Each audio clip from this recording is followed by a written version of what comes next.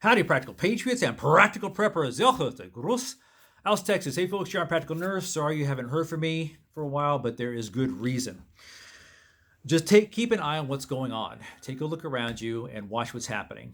Want y'all to notice about these viruses, and we're going to discuss a little bit about it and what we need to do as human beings and civilized people as opposed to uncivilized.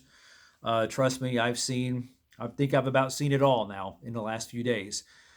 We need to take a moment, folks, and realize that we are humans. We are civilized, rational thinking human beings. These divisions that people are putting in between us needs to stop. We know how to handle disasters as rational thinking humans, depending on where you live in this world. You know, here where I live in Central Texas, we've dealt with the hurricanes a few years ago. East and West coasts of America have dealt with earthquakes. People that live in the plains have dealt with tornadoes. We know how to handle these things, people. We know how to conduct ourselves.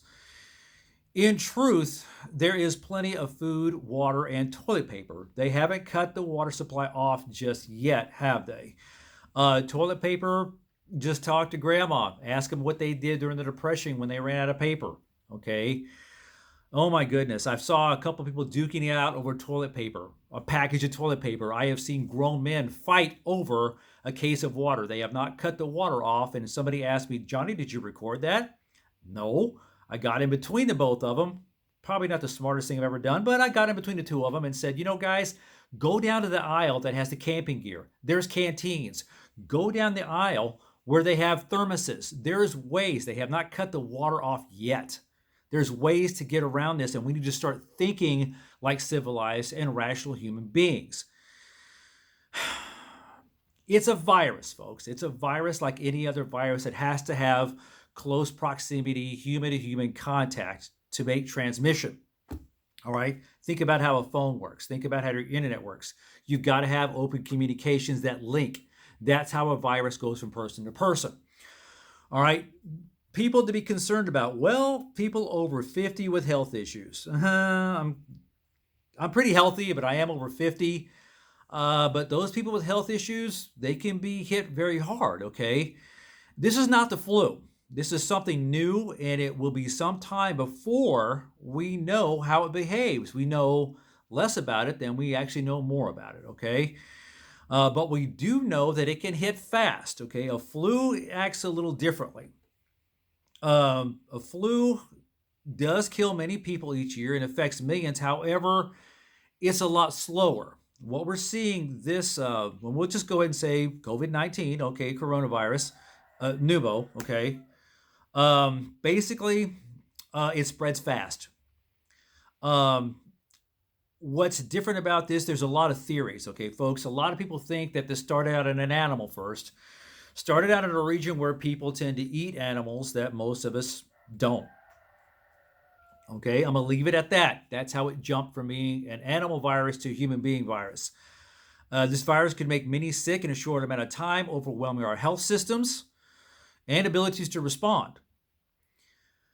So, why do healthcare professionals, people like me, and scientists are so concerned about this? And what can we do? First of all, folks, remember what Grandma taught us a long time ago? Wash your hands, blow your nose, don't share your Kleenexes with anybody, okay? Now, kiddies, keep your social spacing, I mean, that's exactly, there was a reason for that. Stay away from sick people. You see people hacking up a lung, look sick, whoa, okay, a little social spacing here. All right, a lot of us I'm a very sociable person. I'm a handshaker. I'm a give a hug. Some of these interactions and habits that I have are going to have to change, okay? Keep your social distance. Some people were saying about 6 feet and whatnot. And, avoid where people concentrate. More than 10 people, you may kind of want to stay away from. A couple of those habits I want to talk to y'all about. A lot of us have one, right? Well, actually, we all have one. There's one that I have that I do a lot of, okay? I touch my face a lot, all right?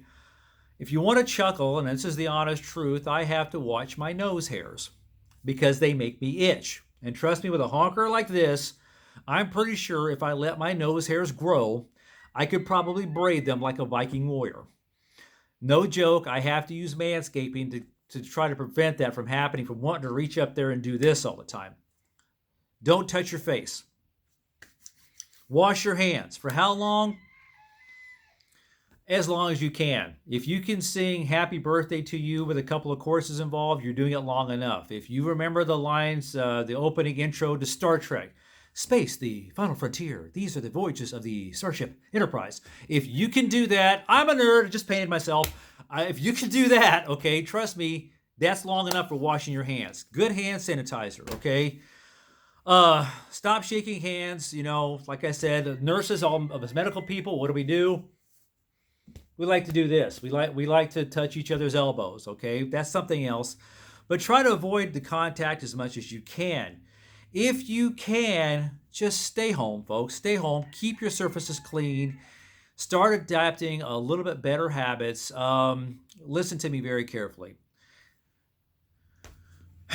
If you do this, you may want to consider quitting now. Why? This right here and excessively doing this here destroys your immune system, okay? You need your immune system to fight off these viruses and these microbes and bacteria and whatnot. So these little social little habits that we have may need to change, okay? Just even for a little while. We can slow down how this virus progresses and give our healthcare professionals, all right, a little chance here, and scientists a little chance to kind of study this and develop treatments, okay? Vaccinations, the whole 9 yards. There are steps we can take to protect our older and most vulnerable community members, okay? If you have a cough or fever, call your doctor's office. Call first, okay? You may be fine to just stay home. Remember, most people with COVID-19 will recover, okay, if we just take some time, rest, and treat the symptoms, okay? This is something I've been wanting to talk about, but I'm just now finally getting a chance to talk about. Questions, comments, leave them below. Ask away, folks. This is one of those things I would love to be able to do a live chat about. If I can find some folks out there that has better technology than I have, they got better Wi-Fi, whatever the case may be, we'll get on that, okay? Folks, remember, little things. We need to conduct ourselves like civilized human beings, and that comes down to sharing and a few other things. One person that's very close to me right now that I'm having to be separated from, all she wanted was a Coke Zero, okay? Had to be careful how we do that. We have to keep our social spacing. Hey, I'm at your place where you're quarantined at. I'm going to leave it at the door.